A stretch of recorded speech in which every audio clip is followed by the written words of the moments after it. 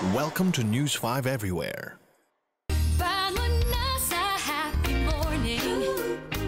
Matapos subukan ang inalok sa kanyang produkto sa isang mall, namagaraw ang kanyang mukha at nanlabo ang mata. Magbabalita si Benji Durango. Sa Facebook, idinaan ng 28 anyos sa Sininya ang kanyang mensahe sa Rescue 5. Unti-unti na raw kasing nanlalabo ang kaliwa niyang mata dahil sa pinsalang natamo sa mukha. Ang itinuturong dahilan, mga sample ng beauty product na inalok sa kanya sa isang mall. At humihingi nga ng tulong itong ating pasyente dahil na nagkaroon daw ng grabing allergic reaction yung kanyang balat, specifically yung kanyang mukha. Kumusta po kayo? Medyo hindi pa kasi itong left eye ko, medyo blurred pa rin siya. Katulad ng maraming babae, likas ang interes ni Ninya sa mga produktong pampaganda.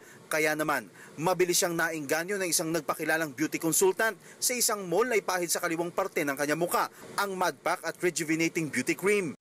Maganda yung product, tapos pampaputi kasi siya. Sabi kasi sa akin, kung gusto mong gumanda. Pero imbis na maging kutis porcelana, perwisyo ang idinulot nito sa kanya. Medyo parang nag-iba yung left face ko. Nagkaroon siya ng parang butlig-butlig tapos may lumalabas sa tubig. Dinala ng Rescue 5 si Ninya sa mga eksperto. Ayon sa dermatologist, maaaring nagkaroon ng allergic reaction ng kanyang balat sa naturang produkto. Ang ganong klaseng reaction to any substance na nilalagay sa skin ng isang tao ay allergic contact dermatitis. May mga tao talagang nagre-react to certain substances. Ipinasuri rin namin siya sa isang eksperto sa mata. Sa pangambang humantong sa pagkabulag, ang nararanasan niyang panlalabo ng kaliwang mata.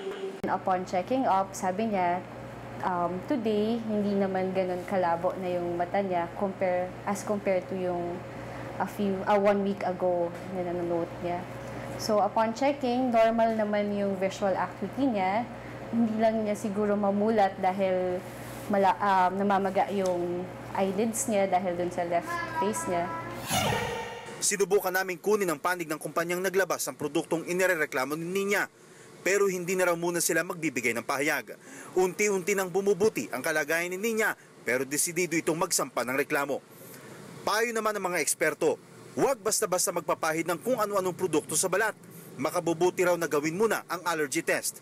Magpahid ng karampot na produkto sa loob ng bahagi ng braso at maghintay ng 1 o 2 araw para makita kung magdudulot ito ng abnormal na reaksyon. Benji Durango, Rescue 5. Be sure to come back.